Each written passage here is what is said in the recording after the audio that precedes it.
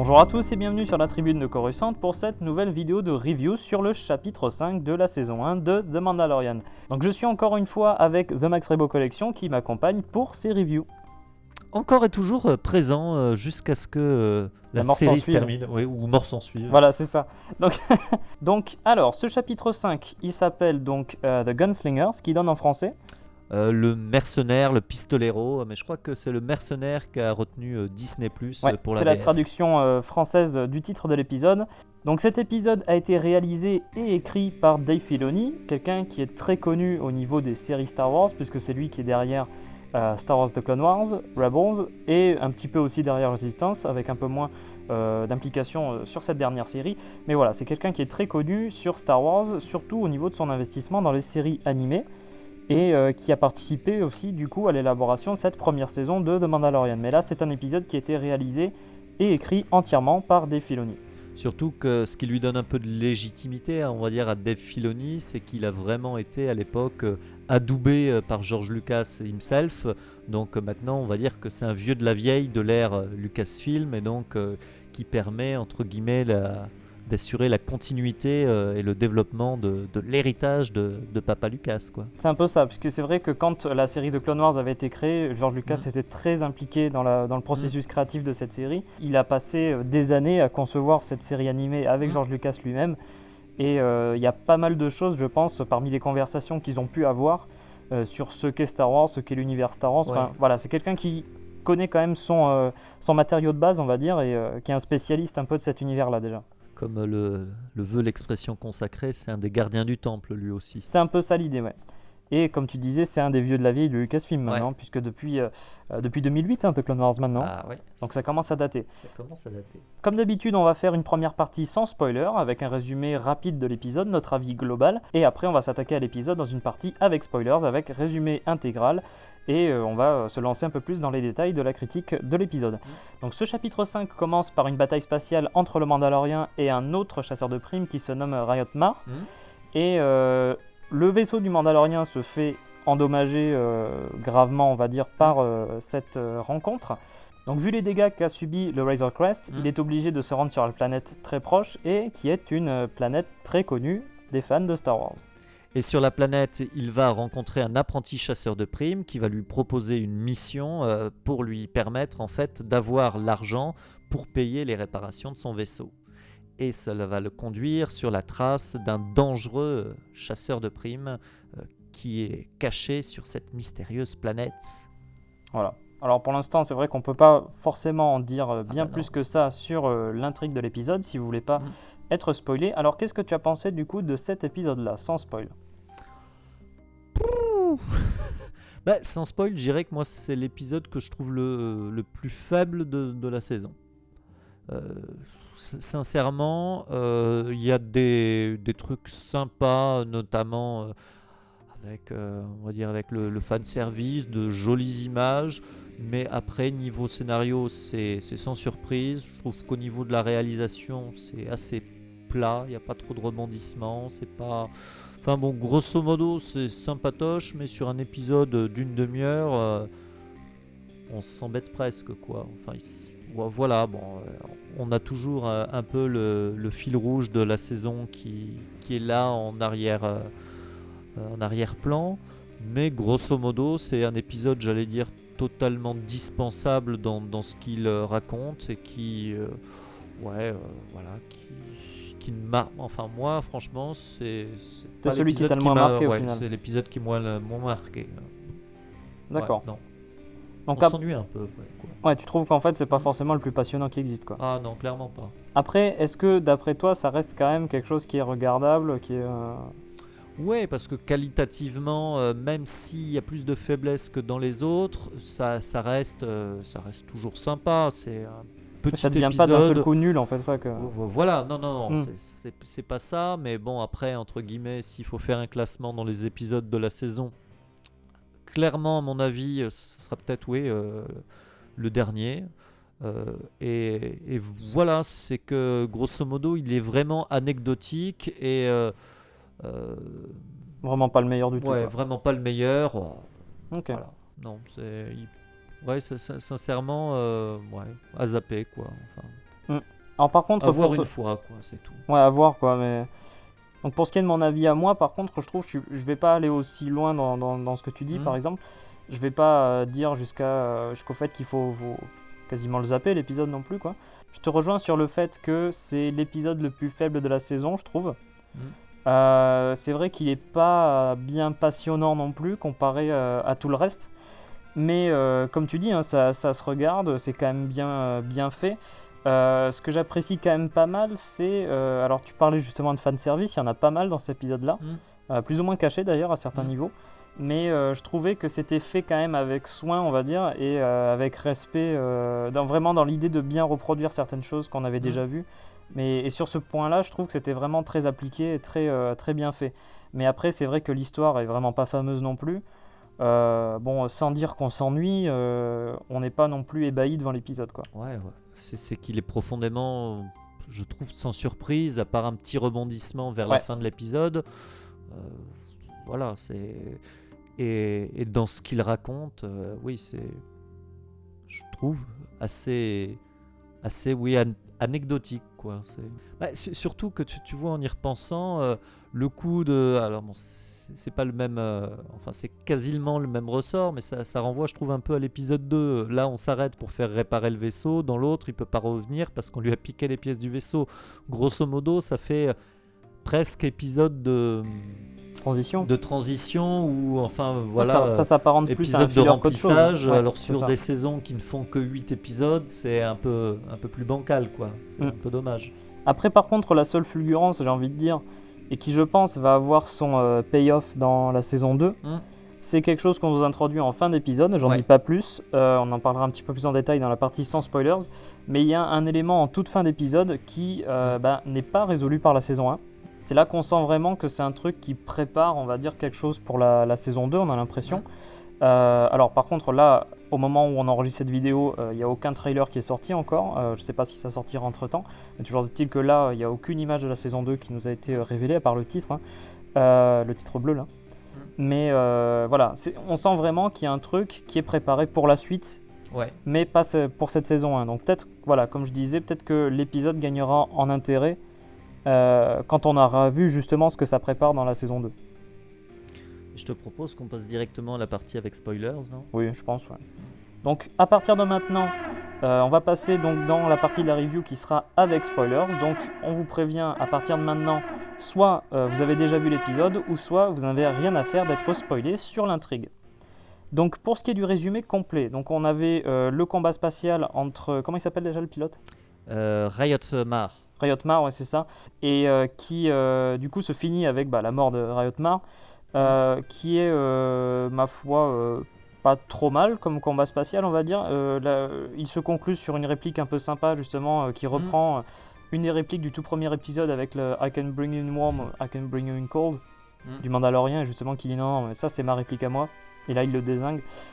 C'est un petit combat assez sympa. Qu'est-ce que tu en as pensé de ça, ce début Pas mal, parce que visuellement, il est plutôt joli. Après, j'allais dire que je le trouve peut-être un peu lent dans le rythme, peut-être dû à cette succession de plans d'intérieur, de cockpit et tout ça, qui fait que, entre guillemets, un duel qui devrait finalement être assez rapide et assez rythmé, je trouve s'étire un peu. D'accord. Fait un truc un peu lent, ouais. C'est plus au niveau du découpage, en fait, c'est ça ? Au niveau du montage en lui-même. Je pense que c'est au niveau du montage, effectivement, que ça casse un peu le rythme. Parce qu'après, les effets spéciaux sont quand même bien. Les points de vue cockpit, alors qui d'ailleurs sont tournés tous avec la technologie des écrans LED. Mais voilà, après, ça rend bien à l'image, en tout cas. Mais c'est vrai, comme tu dis, ça manque peut-être un poil de punch. Ouais, c'est surtout que là, entre guillemets, c'est le premier combat spatial qu'on a dans la série, donc c'est vrai qu'on aurait aimé un truc un peu... Oui, c'est vrai, moi, j'aurais aimé un truc un peu plus punchy, quoi. C'est certain, ouais. Après, du coup, son vaisseau est endommagé, et il doit se rendre sur une planète qui est bien connue des fans, comme je disais au début, et qui est la planète Tatooine. Et d'ailleurs, du coup, c'est là que commence... le fanservice. C'est ça, avec les références visuelles qui vont à foison, on va dire, dans cette partie de l'épisode, puisque quand le Mandalorien fait sa descente vers Tatooine, on a la reproduction exacte du premier plan de l'épisode 4, avec justement Tatooine en bas de cadre et les 2 lunes juste à côté. Donc vraiment, plan pour plan, là c'est exactement la même chose, quoi. Ça, typiquement, je trouve que c'est du joli fanservice en plus. Oui. Parce qu'effectivement, c'est vraiment la succession de plans, c'est des plans reproduits, comme tu dis, du début de l'épisode 4. C'est pas, entre guillemets, c'est pas gratuit, mais là, ça fait vraiment un bel hommage effectivement à un nouvel espoir. Et visuellement, c'est joli, et même, j'allais dire, un peu, je pense, émouvant aussi pour beaucoup de fans, parce que c'est vraiment les premières images et des plans tellement iconiques de l'ancienne trilogie que bon, là c'est vraiment un joli fanservice. Bah surtout que quitte à revenir sur une planète comme ça, autant faire de la référence visuelle de ce niveau-là, quoi. Puisque justement on commence avec cette descente sur la planète. Et en plus, la référence visuelle, après, s'arrête pas là, puisque quand le Razor Crest s'approche de quelle ville? De Mos Eisley, évidemment. On retrouve exactement le même plan au moment, par exemple, où il y a Luke, Obi-Wan et les 2 droïdes qui sont sur une falaise en train d'observer Mos Eisley de loin. On voit le vaisseau du Mandalorien passer juste à côté de cette falaise avec le même plan. Et quand il arrive à côté de Mos Eisley, on a le contre-champ justement de cette scène-là, avec Mos Eisley de loin, et si on compare les 2 plans, on se rend compte que c'est vraiment... ils ont vraiment reproduit fidèlement, on va dire, le décor qu'on voit dans l'épisode 4, mais vraiment au rocher près, le rendu visuel est vraiment exceptionnel, quoi. Donc ça, c'est vrai que ça fait vraiment fanservice, mais en même temps, c'est quand même plus ou moins subtil, parce que c'est vraiment dans l'idée vraiment de la construction du plan. Et ce qui est un joli fanservice, c'est que justement, j'allais dire, c'est ceux qui ont une vraie connaissance des films qui reconnaîtront ces plans. Parce que quelqu'un qui aime bien Star Wars sans les connaître plan par plan, ça se trouve, bon, ils reconnaîtront Tatooine, mais ils reconnaîtront pas ces plans. Et ça, c'est vrai que pour les vieux de la vieille, qui ont, je pense, découvert les Star Wars au cinéma ou qui ont une connaissance encyclopédique et cinématographique des films, c'est vrai que, ça, comme tu dis, c'est du joli fanservice. Puis même, par exemple, quelqu'un qui n'aurait pas forcément découvert ça il y a longtemps, mais qui serait vu 200 fois les films, là, c'est direct quand on reconnaît. Il n'y a pas moyen de ne pas reconnaître un plan pareil, quoi.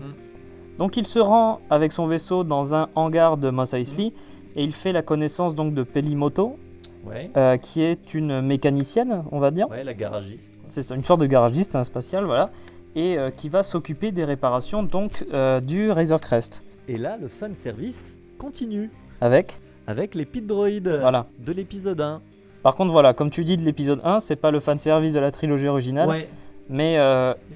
Oui, ça fait du bien de voir qu'il y a aussi une prélogie, parce que effectivement, c'est certains rageux ou même certaines personnes auraient tendance qui n'apprécient pas les épisodes 1, 2, 3, auraient tendance à vouloir à chaque fois les mettre de côté. C'est vrai. Et en considérant qu'à chaque fois qu'on fait des références à Star Wars, il ne faut faire des 4, références 5, 6, qu'au 4, 5, 6. Alors que donc, non. Moi j'aime bien ces petits pit droïdes.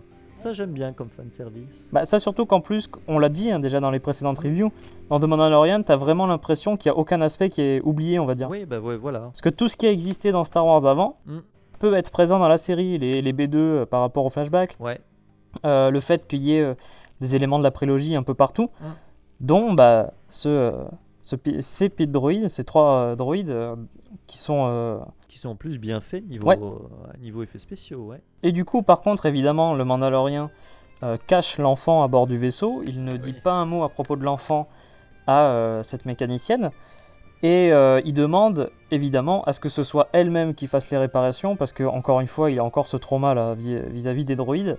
Et il demande justement que ce ne soit pas les droïdes qui travaillent sur le vaisseau. Ensuite, il se rend donc dans un lieu très connu, voilà, qui est du coup dans Mos Eisley, la cantina. Et alors d'ailleurs, ce sera le moment justement d'en parler un petit peu. Autant dire que les rues de Mos Eisley sont un peu désertes quand même. C'est pour ça que tout à l'heure je disais que visuellement c'est toujours aussi bien fait, toujours aussi joli à voir, avec des décors soignés. Par contre là, alors Bah, les je peux décors pas- sont bien, ouais, mais les décors sont bien, mais j'allais dire, je peux pas m'empêcher de penser que je sais pas, est-ce qu'il y avait pas assez de budget ou qu'on a voulu faire quelques économies. On a l'impression que je sais pas, c'est peut-être l'heure de la sieste sur Mos Eisley et ah bah non, parce que la Jawa Siesta, Ah bah, on ouais, la non, voyait dans l'épisode 4, hein. on Il la faisait la voyait- sieste en, ouais. en face de la cantina. Et voilà, mais là, en tout cas, ils sont tous restés chez eux. C'est un jour férié. Oui, voilà, ça doit être un jour férié sur Mos Eisley, parce qu'effectivement, il y a C'est quasiment pas fou, là. personne. Alors que, en plus, ce qui est marrant, c'est de voir qu'avec l'édition spéciale, les Blu-ray, George Lucas avait voulu clairement montrer que Mos Eisley était une ville foisonnante, Oui.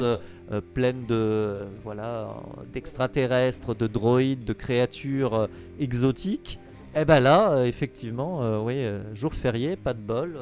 C'était peut-être le jour de marché dans la trilogie classique. C'était à Mos Espa, en fait. Tout le monde était à Mos Espa parce qu'elle marchait. Il y a une course de potes peut-être qui Voilà, se c'est passe ça. durant l'épisode. Non, mais c'est vrai que quand tu penses à. Alors, surtout, comme tu dis, aux éditions spéciales et tout ça, quand tu vois par exemple la scène avec les Jawa qui sont sur le Ronto, là, tu sais, Ouais. qui sont en train de se ramasser là par terre.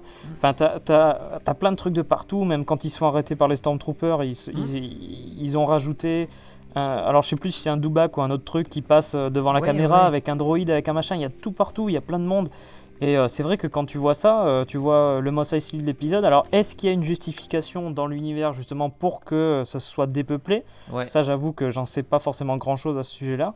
Mais c'est vrai que, alors là, sans vraiment savoir ça, on peut être amené à penser, bon bah là, franchement, les décors sont pas bien remplis, quoi. Ouais, c'est vrai que ça m'avait, en voyant l'épisode, Tu le remarques, quoi, ouais, ça tu te le saute aux remarques yeux, parce hein. que le contraste est vraiment flagrant. D'ailleurs, t'as bien fait de parler des éditions spéciales. Le truc, c'est que si vous regardez bien la colorimétrie de l'épisode, il faut avoir vu les éditions, alors non spécialisées, on va dire, donc celles qui sont sorties directement au cinéma, en 77 pour l'épisode 4 par exemple. On peut remarquer que la colorimétrie de l'épisode est très très proche de la colorimétrie originale de l'épisode 4, plutôt que de la colorimétrie qu'on voit dans les rééditions depuis 2004 et 2011 par exemple, où on voit que le ciel de Tatooine est très bleu, par exemple, dans les nouvelles éditions, alors que là dans l'épisode on se retrouve avec, on va dire, un ciel qui est plus bleu clair, un peu gris, et c'est vraiment des couleurs qu'ils ont essayé de refaire, mais vraiment plus fidèles à l'édition cinéma, on va dire, l'édition sortie au cinéma, que les éditions suivantes retouchées. Donc ça c'est un petit point quand même qu'on peut remarquer, et qui, je pense, était tout à fait voulu, hein, je pense, au niveau du look de l'épisode. Vraiment l'idée de faire, voilà, comme l'original, quoi. Et donc après, on pénètre dans la cantina. Ouais. Et là, même constat, en fait, dans la cantina, il n'y a pas un chat. Il n'y a pas un Lost Cat? Il n'y a pas un Lotcat, ouais. Effectivement, si, alors par contre, il y a des droïdes maintenant. Alors oui, ouais. les droïdes sont autorisés maintenant dans la cantina. À une époque, ils étaient totalement persona Grata. non grata. Là, par contre, c'est d'ailleurs EV9D9. C'est ça, un droïde qu'on connaît bien. Ouais, c'était un droïde qu'on voyait dans le Retour du Jedi. Une sorte de gestionnaire, non? Oui, celui qui accueille C3PO Ouais, c'est et ça. R2D2 et qui affecte le petit bagarreur à la barge de notre maître. C'est ça. Et c'est pas censé être juste le même type de droïde, hein, Ouais. c'est censé être le même droïde, hein, le Voilà, même personnage. Parce que, suite à la mort de Jabba et à l'explosion de la barge, je crois qu'il a dû trouver un nouveau boulot. Et Il s'est donc, retrouvé à Pôle emploi. Oui, le pôle emploi de Tatooine. Voilà. Et donc il a été recasé en tant que nouveau barman de la cantina. Enfin, bar droïde. Et donc c'est dans la cantina de Mos Eisley qu'il fait la rencontre d'un autre personnage, d'un nouveau personnage, Ouais. qui s'appelle Toro Calican, Ouais. et qui se présente comme un chasseur de primes qui débute un peu quand même, mais un chasseur de primes de la guilde qui propose aux Mandaloriens de s'allier avec lui pour une mission assez spéciale, puisqu'il est à la recherche d'une mercenaire, si je me souviens bien, d'une Oui. tueuse à gages un peu, hein, qui se nomme Fennec Shand, Ouais. et qui est recherchée par la Nouvelle République, Voilà. et du coup qui est une personne assez dangereuse apparemment. Oui, très connu, et vu que, entre guillemets, le Mandalorien est à la recherche d'un boulot pour payer les réparations, Les réparations, ouais, de son vaisseau, leurs intérêts convergent. convergent, et donc effectivement les deux vont devenir des alliés de circonstance. Et d'ailleurs, l'actrice qui incarne justement Fennec Shand, c'est une actrice qu'on a vue pas mal dans les productions Disney, Oui. puisque c'était elle d'ailleurs qui doublait le personnage de Mulan Oui. dans le dessin animé original. J'ai vu qu'elle faisait un caméo dans le film aussi. C'est vrai ? Visiblement, ouais. Nous par contre pour l'instant on va pas pouvoir le voir encore, c'est décembre. Non, c'est décembre, mais elle apparaît dans le film. C'est marrant ça. Ouais.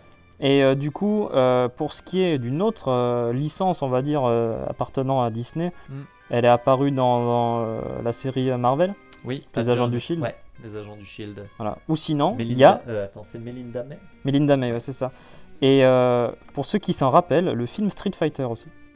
Et dans la série Urgence aussi.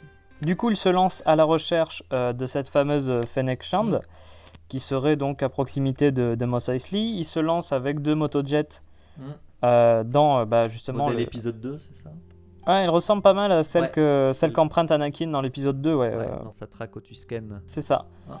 Et du coup, tu fais bien d'en parler, puisque sur le chemin, il rencontre des Tusken, et on se rend compte d'ailleurs que c'est une espèce qui communique avec une sorte de langage des signes, et ce qui est un truc assez, on va dire original, j'ai envie de dire, mais qui est assez sympa à voir, je trouve que c'est une idée assez bien, quoi. Et là encore, ne serait-ce que dans l'introduction, bon, déjà les Tusken, c'est un caméo, c'est du fanservice, mais même dans leur introduction, c'est quasiment le même. Il les voit à travers les jumelles. Avec les jumelles, on aperçoit des bantas. Puis on les voit de face, ouais. Puis on les voit qui apparaissent derrière. Alors par contre, ceci dit, là ils sont quand même plus sympas. Ouais. Ah oui. Ils sont plus sympas parce que dans l'épisode 4, ils attaquent direct. Ouais. Tandis que là, ils sont plus conciliants et ils les laissent passer. C'est en échange des jumelles, non ? C'est ça, en échange justement des jumelles. Ils les laissent passer à travers leur territoire en l'échange d'une sorte de cadeau, quoi, pour qu'ils puissent passer.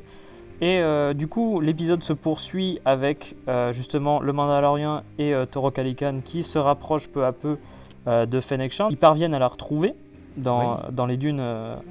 Il retrouve un Dewback avec effectivement à ce moment-là un des chasseurs de primes, un c'est des ça chasseurs de primes qui montait la créature qui est morte.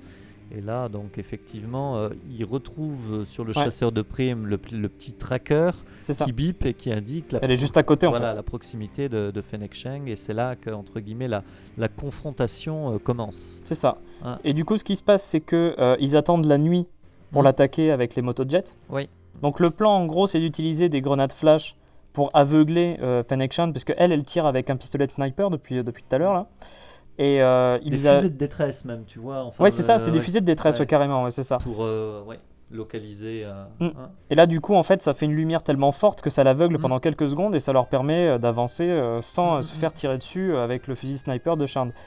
Et il progresse petit à petit. Alors il me semble, il y a une des 2 motojets qui se fait exploser. Celle du Mandalorian. C'est ça. Il y a Calican qui va vers elle, qui commence à combattre justement. Alors un peu dommage d'ailleurs, c'est un combat qui se passe entièrement de nuit, donc faut vraiment être bien attentif parce qu'on voit pas forcément tout ce qui se passe. Alors que c'est en plus un combat qui est vraiment pas mal foutu, on va dire, puisqu'en plus c'est une actrice qui est bien rodée sur ce genre de choses. Ouais.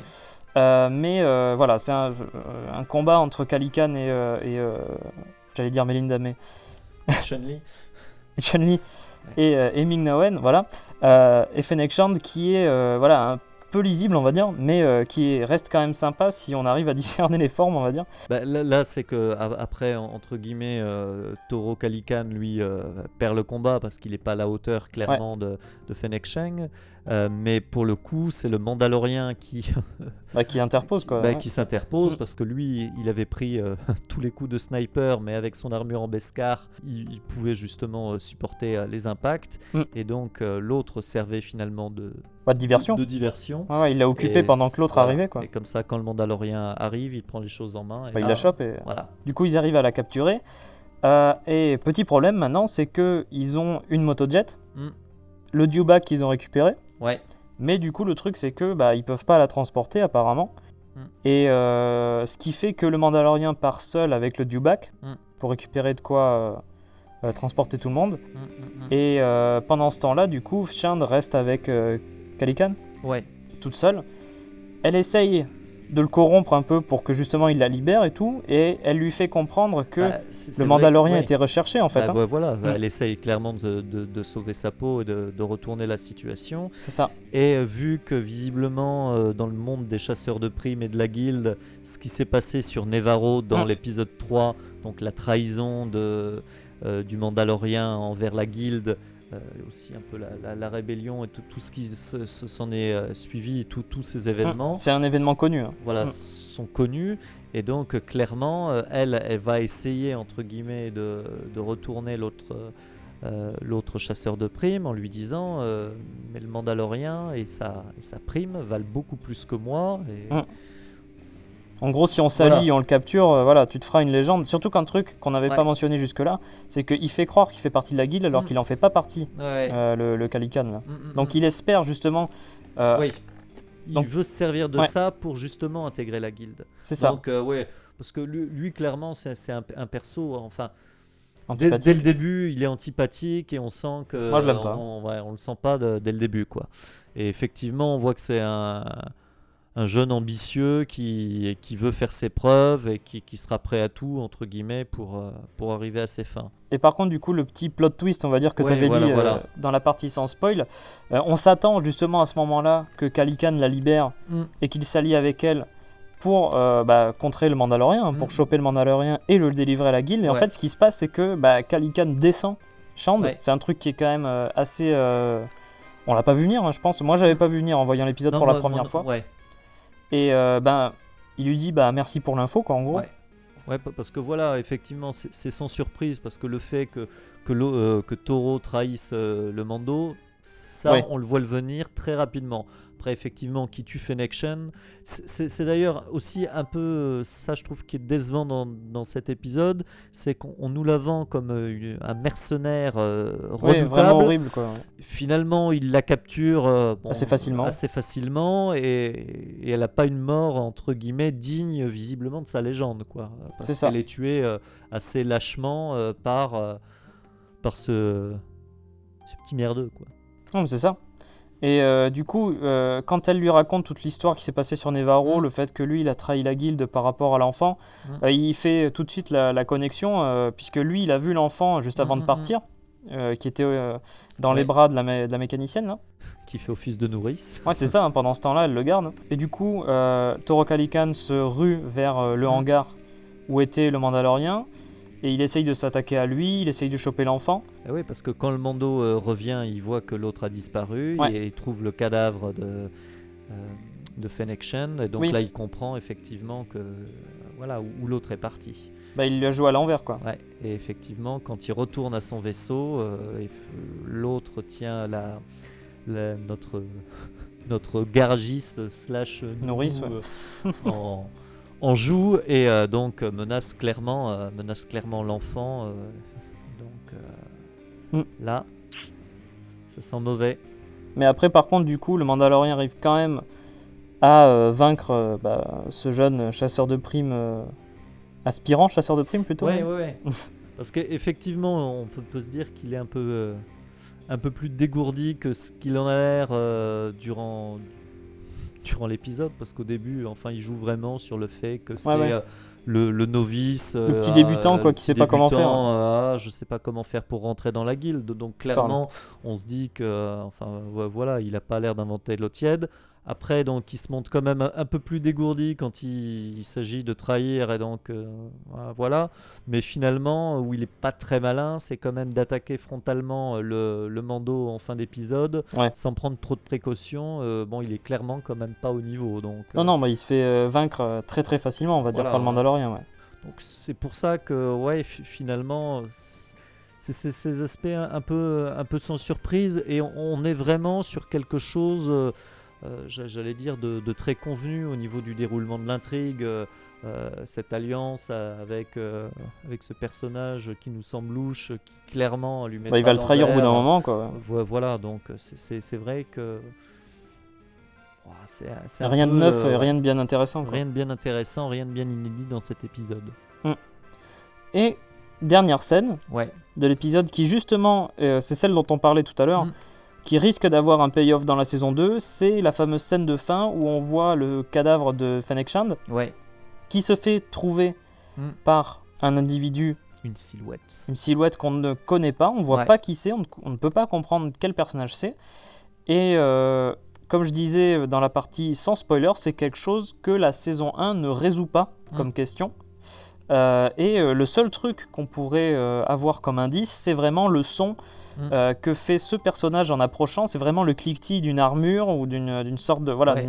vraiment, on dirait quelqu'un qui est complètement en armure et qui retrouve du coup ce cadavre, donc le corps de Fennec Shand. Et ce qui rappelle un petit peu du coup, t'allais dire je pense, Ah ben, là encore... ça fait les éperons du shérif, c'est ça? Ouais, c'est les éperons du shérif, et effectivement, mais c'est clairement, hein, je trouve que cette série, c'est un western, et on fait souvent les liens, entre guillemets, visuellement, entre les westerns et les épisodes du Mandalorian, parce que là, clairement, la silhouette du shérif, du cow-boy qui s'approche du cadavre, donc alors, on ne sait pas trop ce qu'il va lui faire, entre guillemets, si c'est le shérif, effectivement, il constate que... il constate qu'il y a eu un mort dans sa juridiction et qu'il va falloir retrouver le coupable, ou alors est-ce qu'elle portait sur elle quelque chose qui pourra l'intéresser, enfin ça on sait pas trop, clairement c'est une fin ouverte qui appelle à des choses dans le futur, dans la saison 2. Mais surtout que le final de saison 1 n'en dit rien. Oui, le final n'en dit rien, et donc clairement, là, quand on voit ça, on se dit qu'ils reviendront à un moment ou un autre sur Tatooine. Et d'autant, alors je sais pas si on peut en parler, mais il y a tout un tas de rumeurs sur... Et justement, ce rôle-là suscite pas mal de rumeurs. On parle justement d'un lien entre un personnage qui a été présenté dans des romans, donc la trilogie Aftermath de Chuck Wendig. C'est un personnage qui s'appelle Cobb Vanth et qui fait office de shérif et de maire d'une certaine ville qui s'appelle Freetown sur Tatooine. Et il y en a certains qui suspectent. C'est vrai que ce serait un lien assez sympa justement pour faire un peu d'univers partagé, on va dire, entre les romans, les séries, etc. C'est quelque chose qu'ils ont toujours essayé de faire un minimum, donc c'est pour ça que ce serait un truc assez cool. Mais voilà, on sait grâce au roman Aftermath que c'est un personnage qui vit sur Tatooine, qui d'ailleurs a récupéré une armure de Mandalorian auprès des Jawa sur Tatooine. Donc voilà, si vous voyez ce que je veux dire. Récupérer une armure de Mandalorian de la part des Jawa sur Tatooine après l'épisode 6, ça pourrait être l'armure de Boba Fett par exemple, et ça fait partie des rumeurs de la saison 2 d'ailleurs, la présence de Boba Fett, donc de l'armure de Boba Fett ou Boba Fett entièrement. Parce que certaines rumeurs annonçaient même l'acteur, donc Temuera Morrison, qui jouait Jango Fett, et donc tous les clones. Effectivement, si on est en épisode 6, ça serait une version adulte de Boba, donc qui pourrait tout à fait être interprétée par Temuera Morrison, même si j'avoue que moi j'ai quand même du mal à croire cette rumeur-là, que Boba Fett serait de retour. Alors peut-être sinon juste un caméo vocal, ou juste un caméo vocal, mais ça serait peut-être plus intéressant justement de se servir d'un personnage comme celui-là, comme Cobb Vanth, qu'on ne connaît pas, où il y a quelque chose à faire, et de conserver peut-être Boba Fett, déjà, pour l'instant rien ne nous dit dans l'univers, j'allais dire canon, que Boba Fett a survécu au Sarlacc. Il y a aucune légende, il a vécu plein d'aventures parce que le Sarlacc l'a trouvé indigeste. Il a réussi à en sortir. Il a réussi à en sortir dans le légende, mais dans le canon, pour le coup, il n'y a rien qui n'indique qu'il a survécu. Il est encore en train de se faire digérer, si ce que Jabba dit est vrai. C'est pendant 1000 ans. Ouais, pendant 1000 ans, donc là mais il y a encore. Après, le truc, c'est que ce que laissait présager aussi la trilogie Aftermath, c'était la possibilité, justement, on a retrouvé l'armure de Boba Fett quand même. Enfin, rien ne dit que c'est la sienne. Rien ne dit que c'est celle de Boba Fett dans le roman. Mais bon, je veux dire, tout concorde un peu trop facilement, on va dire, pour que ce soit pas ça, quoi. Surtout que des Mandaloriens, il y en a pas beaucoup, et surtout sur Tatooine. Donc du coup, c'est vrai que ça, ce serait peut-être un lien qui serait intéressant à voir, et comme on disait, voilà, ce setup dans cet épisode-là aura sûrement ce payoff en saison 2, avec peut-être ce personnage de Cobb Vanth. Ça, après, reste à voir. D'ailleurs, il y a eu d'ailleurs des rumeurs du casting justement de ce personnage-là dans la saison 2 qui serait joué, d'après les rumeurs, par Timothy Olyphant, qui joue Hitman, c'est ça Oui. Voilà. Oui, c'est ça. Donc voilà, bon après, ça encore, c'est que des rumeurs, on n'en sait rien. Là, je suis en train de me dire que ce qui est terrible, c'est finalement ce qui nous intéresse le plus, c'est les 20 dernières secondes de l'épisode, ou peut-être même les 10 dernières secondes. Et voilà, en fait, il n'y a que les 10 dernières secondes de l'épisode qui sont intéressantes. Ah là, t'es méchant quand même. Non, je suis méchant. Non, visuellement, c'est joli. Il y a 2-3 beaux plans dont on n'a pas parlé. Un plan qui avait été, je crois, l'un des premiers à apparaître sur la toile, c'était ces casques de Stormtroopers plantés sur des pics et tout ça. Ah ouais, ça c'est impressionnant. Visuellement, ça a de la gueule, c'est très joli. Puis là, tu comprends direct, l'Empire est mort. Voilà. Là, clairement, pour le coup, ça enfonce le clou, enfin, ça enfonce le pic dans le casque pour nous faire comprendre effectivement que l'Empire n'est plus, que dans l'épisode 4, même s'il était assez peu présent sur Tatooine, on voyait quand même des Sandtroopers patrouiller. Il était quand même occupé. Oui, Tatooine était un territoire occupé. On voit depuis la fin de l'épisode 6, parce que c'était l'une des planètes qui avait été rajoutée dans l'édition spéciale, où on voyait que le soulèvement tout à fait, de la ville de... C'était Mos Eisley. C'est Mos Eisley qu'on voit dans l'épisode 6, enfin. Où donc les habitants se soulevaient contre l'Empire. Donc là, clairement, c'est plutôt subtil. Ça montre effectivement... Enfin, non, c'est pas subtil, non, c'est plutôt joli et bien fichu de voir effectivement que l'Empire n'est plus. Puis ça crée un truc visuellement très joli, je trouve. Ouais. Après, voilà, de manière générale, même les plans des speeders dans le désert, il y a... c'est toujours bien fait. Il y a de jolis plans. Voilà. Après, donc, les défauts, c'est ce qu'on a pointé. Caractère vide, vide de la ville, vide scénaristique, vide... Tout est vide. Tout est vide. Bon, après, on est quand même un peu dur. Ouais. Mais justement, ça reste parce quand même qu'on un aime truc. bien la série, Voilà, c'est ça aussi. C'est qu'après un épisode, je sais pas, le premier arc, attends, un truc tout bête, tu revois la ville de Nevarro, qui est une c'était ville, hyper vivant comme truc. vivante, foisonnante. Voilà, ça prouve qu'ils savent le faire. Donc, là, tu payes un peu, ça fait un peu plus série télé du coup. Ouais. Le chapitre 5 là. Clairement. Là, tu te dis qu'effectivement, je pense qu'il y a des choix budgétaires, donc on peut aller prendre un peu moins de figurants pour Mos Eisley. C'est vrai que quand il réfléchit en plus, bon ça on y viendra sur les autres reviews, mais tu sens que le budget il est beaucoup plus sur le premier arc et le dernier et le final que vraiment sur le milieu de saison on fait un peu en creux, tu vois. Le 4 est très correct, il est très bien. Le 5, tu commences un peu à voir un peu les limites du truc, quoi, je trouve. Sans que ce soit complètement horrible non plus. Oui. Non, et c'est surtout aussi, voilà, sur une saison de 8 épisodes, il nous case en milieu de saison 3 épisodes un peu standalone. Bon, après, le bon côté, c'est qu'on rattache les wagons. Quand même, on nous montre la que trame, elle se poursuit quand même. Sur Nevarro a fait des émules, en tout cas est connu. Surtout qu'en plus, on te dit que... On te dit qu'en plus, ils se sont fait un peu décimer. Enfin, on te laisse sous-entendre ça.